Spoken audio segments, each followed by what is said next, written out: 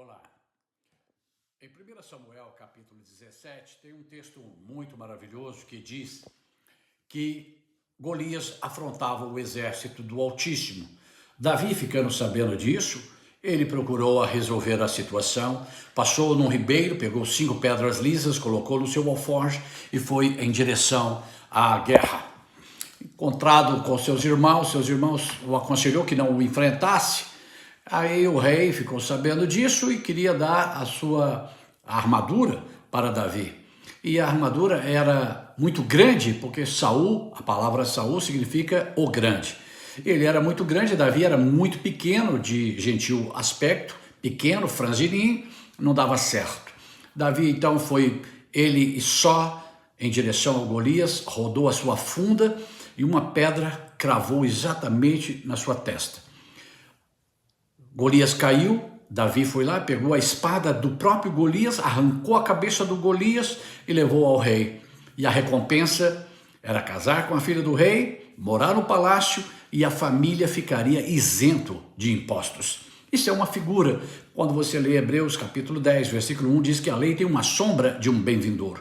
O nosso Davi, na verdade, é aquele maravilhoso homem que morreu naquela estaca de madeira e ressuscitou ao 3º dia. Foi ele que esmagou a cabeça da serpente, isto é, arrancou a cabeça do Golias Satanás. Se você compreender essa metáfora, você vai passar a viver muito feliz, porque todos os irmãos de Davi, a família de Davi, a família da tribo de Judá, ficou isento de pagar qualquer coisa em Israel. Saiba você que o nosso vencedor é o leão da tribo de Yahudá, isto é, a tribo de Judá.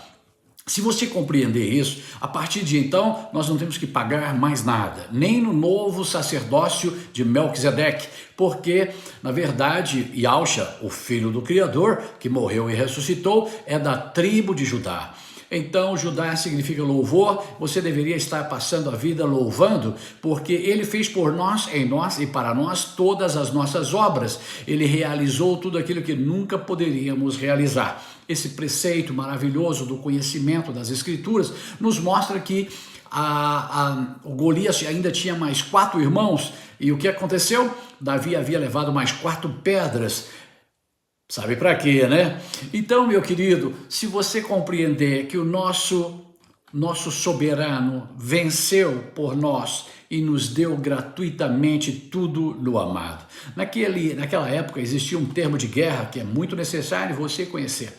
O termo de guerra era, se você observar a carnificina que era a morte na guerra naquele tempo, era guerra de faca, facão, foice, machado, espada. Então, quando voltava o pós-guerra, havia tantos feridos sem braço, com a cabeça aberta, com o peito aberto, com a perna aberta, e ali morria os pais, os filhos, os tios, os avós, os irmãos, e sobrava um rio de órfãos e um rio de viúvas. Então a carnificina da guerra naquele tempo era terrível, era muito triste, então criou-se um termo de guerra.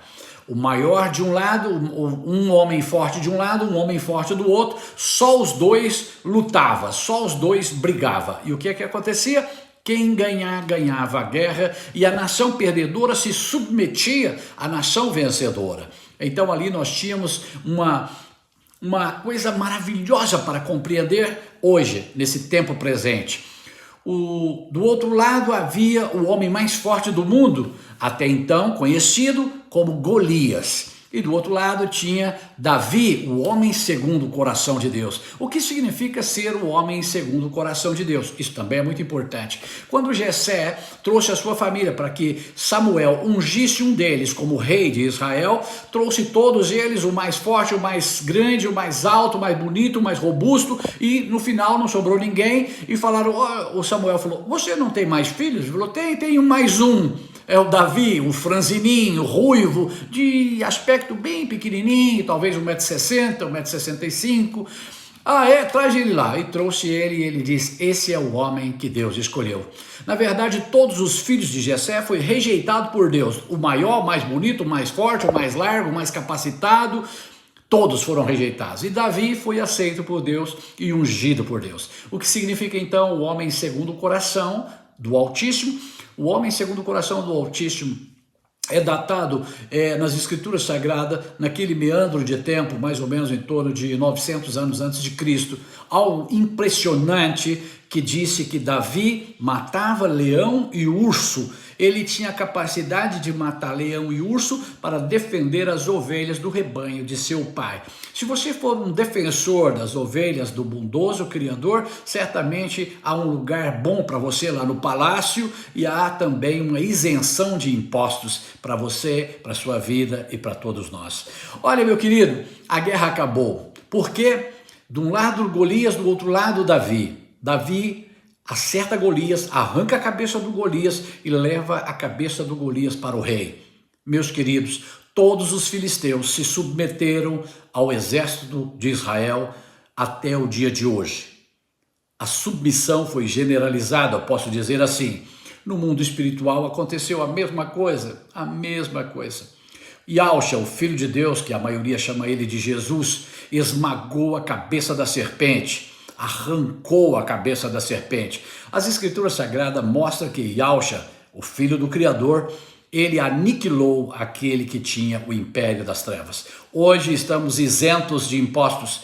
O nosso irmão mais velho, o nosso irmão venceu Golias, Satanás, destruiu Golias, Satanás.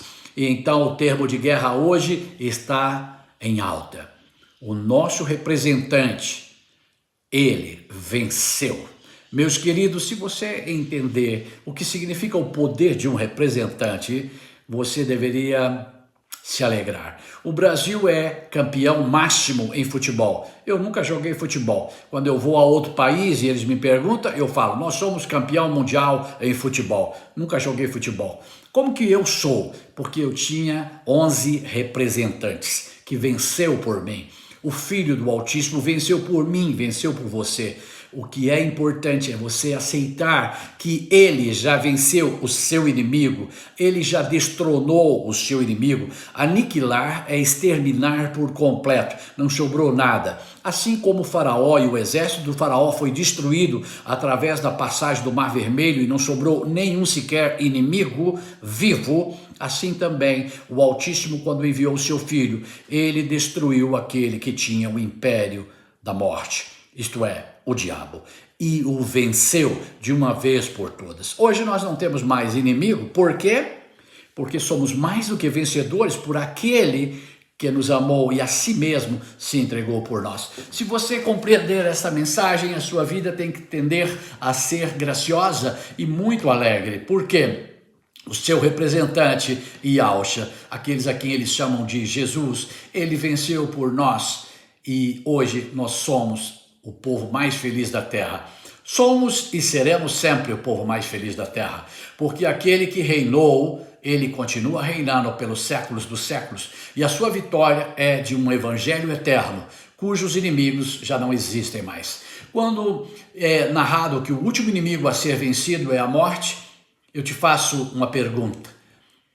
Quantos inimigos ele disse no texto que existia ainda o último inimigo? Um só inimigo, o último inimigo. O último inimigo a ser vencido é a morte. E agora eu quero te contar algo maravilhoso. O Filho do Altíssimo nos deu a vida eterna. E quem tem a vida eterna não pode morrer mais. Então alegre-se, porque nós sempre teremos que anunciar as virtudes daquele que venceu e reina para sempre.